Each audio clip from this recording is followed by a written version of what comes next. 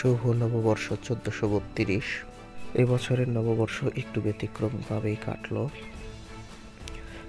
সকাল 7:30টায় কলেজে চলে যাই। বিভাগ পরিষ্কার করতে করতে 9:30 বেজে যায়। 9:30-এ সকালের নাস্তা করি।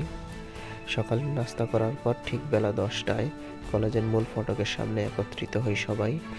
কিছু ফটো সেশনের পরে জাতীয় পতাকা উত্তোলন করা হয় এবং শান্তির প্রতীক পায়রা অবমুক্তকরণের মাধ্যমে দিবসটির আনুষ্ঠানিক যাত্রা ঘোষণা করা। নববর্ষ উদযাপনে এ পর্যায়ে সকলে মিলে একটি আনন্দ র্যালি বের করা হয়। র্যালিটি জাতীয় পতাকা উত্তোলনের স্থান হতে কলেজের মূল ফটক পর্যন্ত ঘুরে আসা হয়।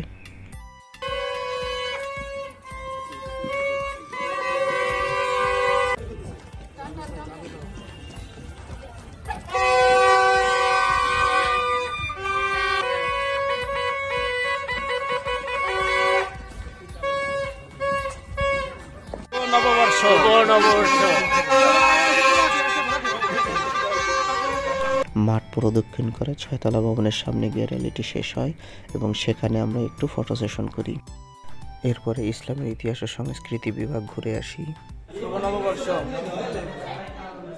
ইসলামিক স্টাডিজ ডিপার্টমেন্টের অলংকরণ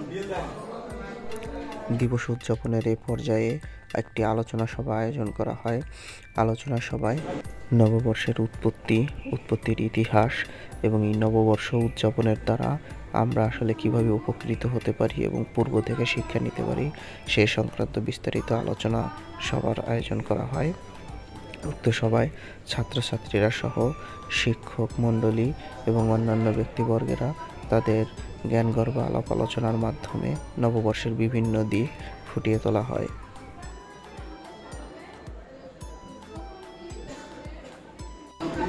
বাংলা বিভাগের যে মোহাম্মদ জাহিদুল ইসলাম স্যার একটি বিস্তারিত প্রবন্ধ পাঠ করেন।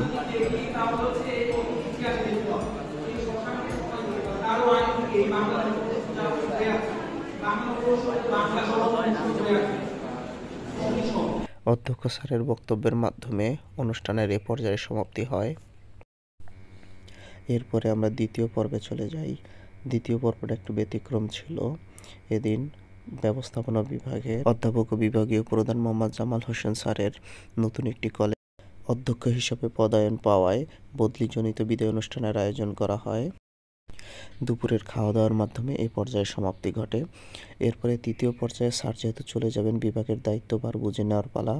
বেলা 3টা থেকে 5টা পর্যন্ত উক্ত কাজ শেষে স্যারকে বিদায় জানিয়ে এ পাঠ সমাপ্তি হয়। এভাবেই কেটে গেল এবারের নববর্ষ।